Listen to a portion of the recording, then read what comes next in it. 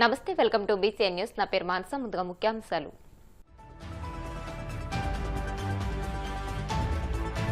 మహిళల ఆర్థికాభివృద్ధికి ముఖ్యమంత్రి చంద్రబాబు కృషి చేస్తున్నారన్న మంత్రి నిమ్మల రామానాయుడు. అభివృద్ధిలో మహిళల పాత్ర కీలకమని వ్యాఖ్య. వైసీపీలో మహిళా విభాగం కీలక పాత్ర పోషిస్తోందన్న సజ్జల రామకృష్ణారెడ్డి. అన్ని అనుబంధ విభాగాల్లోనూ మహిళలకు అధిక ప్రాధాన్యతనిస్తున్నామని వెల్లడి. వాడపల్లి వెంకన్న ఆలయంలో ప్రత్యేక పూజలు. మంగళ వాయిద్యాల నడుమ శ్రీ స్వామి అమ్మవార్లకు మేల్కొల్పు సేవ, ఐశ్వర్యలక్ష్మి హోమం.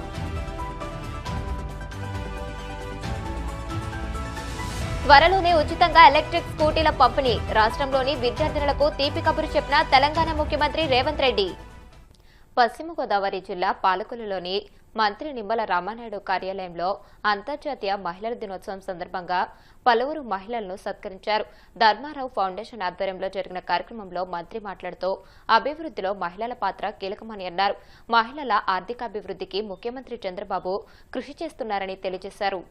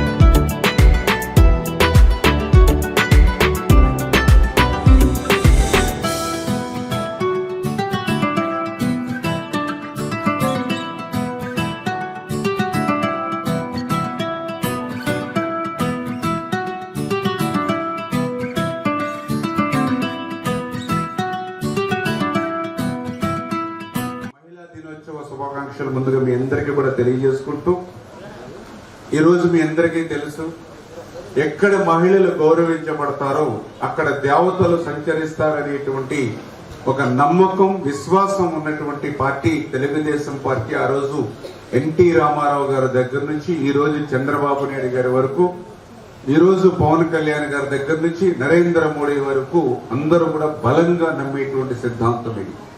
అంటే ఒక ఇంట్లో ఇల్లాలుగా మాత్రమే పరిగణలోకి తీసుకోకుండా ఈరోజు ఈ దేశ అభివృద్ధిలో కూడా కీలకమైనటువంటి పాత్ర మహిళలు పోషించాలనే ఆలోచనతోటే ఈరోజు ఈ ప్రభుత్వం పనిచేస్తుంది. మహిళలకు మేలు చేసిన వ్యక్తి వైఎస్ జగన్ అని వైసీపీ రాష్ట్ర సమన్వయకర్త సజ్జల రామకృష్ణారెడ్డి చెప్పుకొచ్చారు. గత 5 ఏళ్లలో 50 ఏళ్ల సంస్కరణలు తెచ్చారని అన్నారు. పార్టీలో మహిళా విభాగం కీలక పాత్ర పోషిస్తుందని, అన్ని అనుబంధ విభాగాల్లోనూ మహిళలకు అధిక ప్రాధాన్యతనిస్తున్నామని చెప్పుకొచ్చారు. మండల, గ్రామ స్థాయిలో కమిటీలు పూర్తి చేయాలని, అప్పుడే క్షేత్రస్థాయిలో మహిళా విభాగం మరింత పటిష్టంగా మారుతుందని అన్నారు. రాష్ట్రం నలుమూలల నుంచి ఇక్కడికి వచ్చిన మన పార్టీ నాయకురాళ్లకు, మన పార్టీ మహిళా విభాగం తరఫున క్రియాశీలకంగా నేను ప్రత్యేకంగా ఈరోజు చెప్పడానికి 2 అంశాల మీద అయితే ఇంతకుముందే మాట్లాడింటారు. రాజకీయ అంశాలు మనం రోజు చర్చించుకుంటూనే ఉంటాం.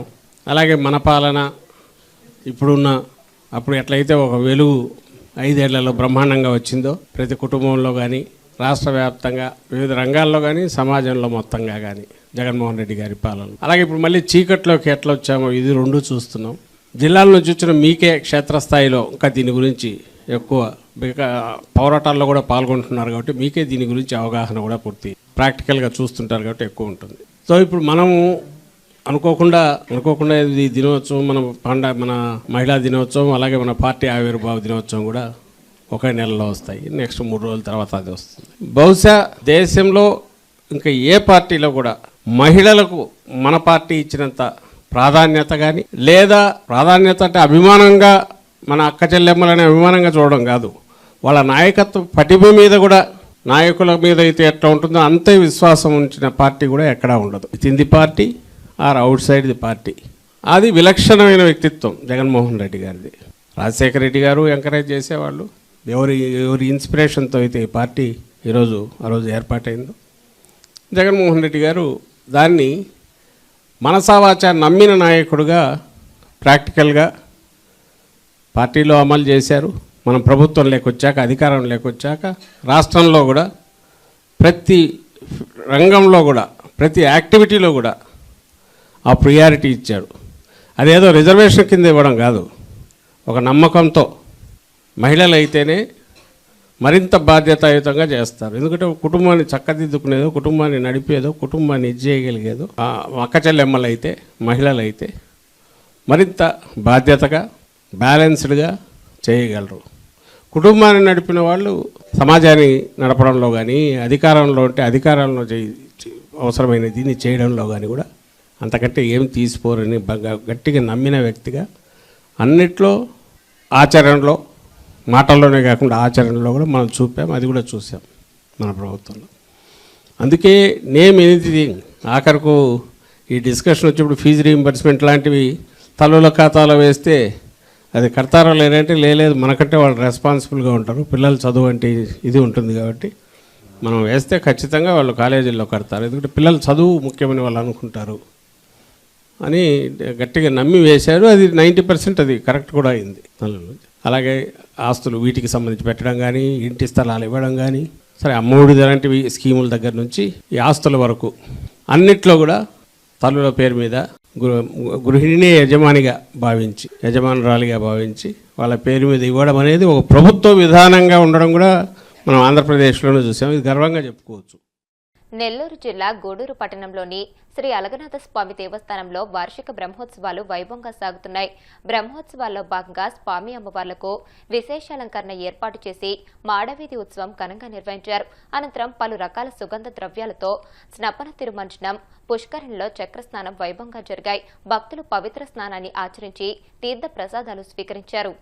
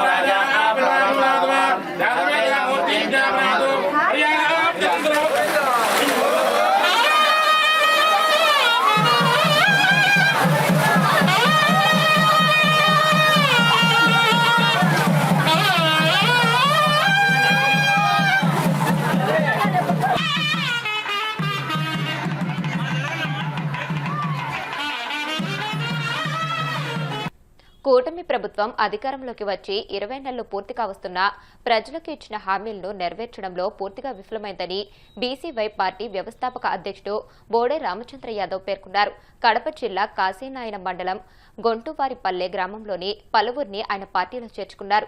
ఈ సందర్భంగా ఆయన మాట్లాడుతూ అధికారంలోకి రాకముందు అన్ని కార్పొరేషన్లకు నిధులు కేటాయిస్తామని హామీ ఇచ్చి అధికారం వచ్చిన తర్వాత పూర్తిగా ఇచ్చిన హామీలను మరిచి ప్రజలకు తీవ్ర అన్యాయం చేస్తున్న కూటమి ప్రభుత్వానికి త్వరలో బుద్ధి చెప్పబోతున్నామని అన్నారు.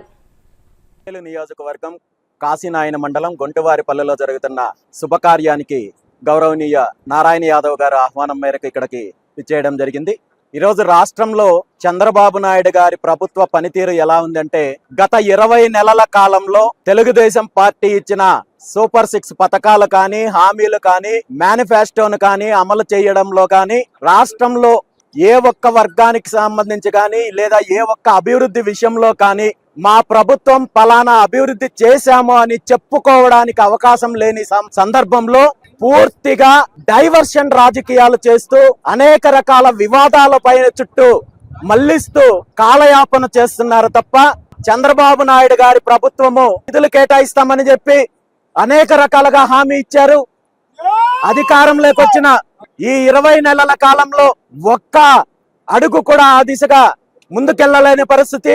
అదే విధంగా ప్రాజెక్టులకు సంబంధించి తీసుకుంటే ఈరోజు రాష్ట్రంలో అనేక రకాలుగా పెండింగ్ ప్రాజెక్టులు ఉన్నప్పటికీ చిన్న చిన్న నిధులు కేటాయించడం ద్వారా కరువు ప్రాంతాలైన రాయలసీమ లాంటి ప్రాంతంలో వేల ఎకరాలకు నీళ్లు అందించే అవకాశం ఉన్నప్పటికీ కూడా ఎక్కడైతే తన అవినీతి చేయడానికి అవకాశం ఉంటుందో, ఎక్కడైతే రాష్ట్ర సంపదను కొల్లగొట్టడానికి అవకాశం ఉంటుందో అలాంటి ప్రాజెక్టుల కోసం నిధులు కేటాయిస్తున్నారు. కేంద్రం కేటాయించే నిధులను కూడా కొల్లగొడుతున్నారు. అంతే తప్ప ఈరోజు బనకచర్ల లాంటి ప్రాజెక్టులను తీసుకొని వచ్చి రాయలసీమను సస్యశ్యామలు చేసిన అనేక పెండింగ్ ప్రాజెక్టులకు తక్కువ నిధులతో కేటాయింపులు చేసినట్టయితే వాటి పూర్తి చేయడం ద్వారా వేల ఎకరాలు లక్షల ఎకరాలకు నీళ్లు అందించే అవకాశం ఉంటుందని చెప్పి తెలిసినప్పటికీ కూడా ఆ దిశగా అడుగులు ముందుకు వేసే పరిస్థితి లేదు. ఖచ్చితంగా రాబోయే రోజుల్లో పెండింగ్ ప్రాజెక్టులు పూర్తి చేయడానికి దీని మీద బీసీవై పార్టీ పూర్తి స్థాయిలో ప్రభుత్వం మీద పోరాటం చేయడానికి సిద్ధంగా ఉంది. దాంతోపాటు బీసీలకు ఇచ్చిన హామీలు కావచ్చు, అదేవిధంగా రైతులకు ఇచ్చిన హామీలు కావచ్చు, ప్రభుత్వం చేస్తున్న అవినీతి పైన కావచ్చు, పూర్తి స్థాయిలో పోరాటం చేయడానికి బీసీవై పార్టీ సిద్ధంగా ఉంది. దాంతోపాటు వచ్చే స్థానిక సంస్థల ఎన్నికల్లో బీసీవై పార్టీ పూర్తి స్థాయిలో అభ్యర్థులను నిలబెట్టడానికి, పోటీ చేయడానికి, అదేవిధంగా పార్టీని అన్ని స్థాయిల్లో బలోపేతం చేయడానికి ముందుకెళ్తున్నామని చెప్పి తెలియజేస్తూ, అందులో భాగంగా ఈ రోజు బద్వేల్ నియోజకవర్గంలో బీసీవై పార్టీతో కలిసి నడవడానికి ముందుకొచ్చిన అనేక మంది నాయకులు కూడా పార్టీలో ఈరోజు చేరికలు ఉంటున్నాయి. ఇది భవిష్యత్తులో మరింత ఎక్కువగా ఉంటుంది. అన్ని వర్గాలకు సంబంధించిన నాయకులు బీసీవై పార్టీ వైపు వస్తున్నారు. బీసీవై పార్టీని ఒక బలమైన ప్రత్యామ్నాయ శక్తిగా ఈ రాష్ట్రంలో బలోపేతం చేయడం దిశగా కృషి చేస్తున్నామని చెప్పి ఈ సందర్భంగా తెలియజేస్తూ మరొకసారి అందరికీ ధన్యవాదాలు తెలియజేస్తాను. ఇప్పుడు కాసేపు ప్రకటనలు.